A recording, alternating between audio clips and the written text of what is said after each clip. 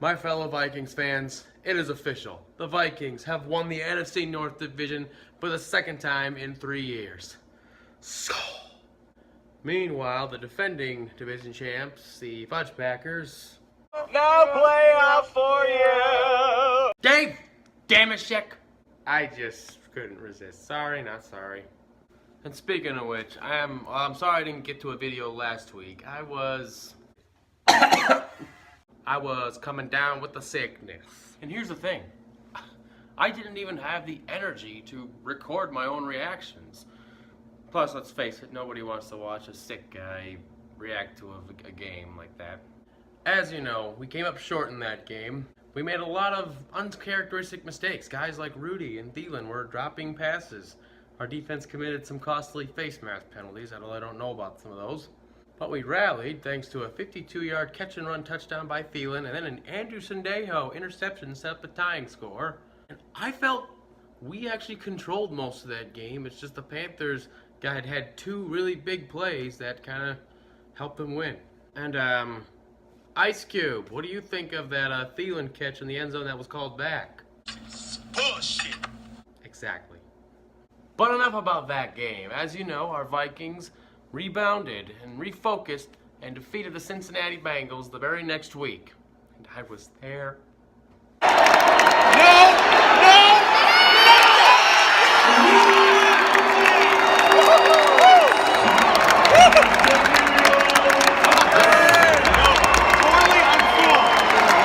Our Vikings open up that game with an impressive scoring drive.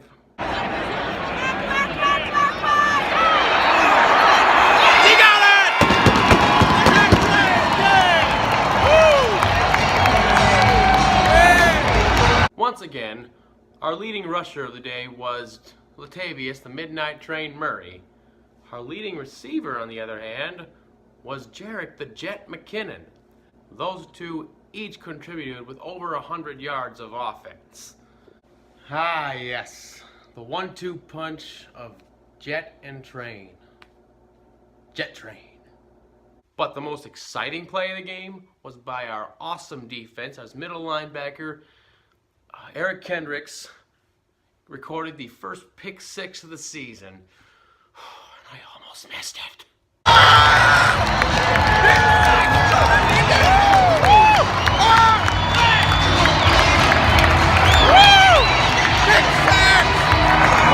Eric Kendricks, he had himself one heck of a game.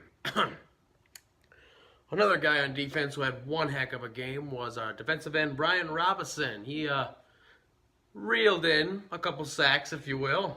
Reel her in, brother. Just reel it in. Yes, our whole defense. I mean, that Bengals offense was absolutely woeful the whole day. Our offense did pretty good as well. Case Keenum went 20 of 23. That's darn near flawless. I mean, yeah, he had a couple inaccurate throws, but only 3 of them. But his touchdown passes, like that one to Diggs from Rudy, were like perfect looking strikes.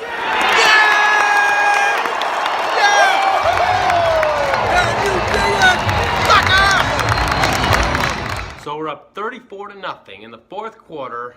So at that point, it's time to start bringing in the backups. And one of those backups was the one and only Teddy Bridgewater.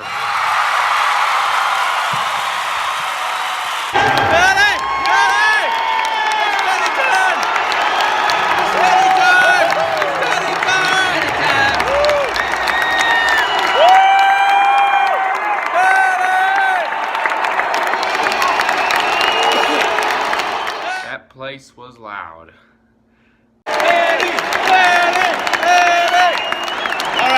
Offense at work. I mean, yeah, considering what he has been through, that devastating knee injury, and some thought his career was as good as done. And for him to, come back from that and finally get back on that field, something that a lot of people thought would never happen. And it was truly a wonderful thing to see him get back on that field. However, I think I'd like to see us use him more this year. Give him some more playing time. shake off some more of that rust that he's may or may not have. Of course, as Case Keenum is our guy right now, he is going to be the quarterback who will lead us through the playoffs and to the promised land. But before the playoffs, we still have 2 games left in the regular seasons, both against division rivals, the Packers and the Bears, each who have nothing to play for right now. However, as for the Packers, that's going to be in Lambeau Field, and Rodgers or no Rodgers, we're not taking that one lightly. Let's go in there and let's get a sweep of these guys.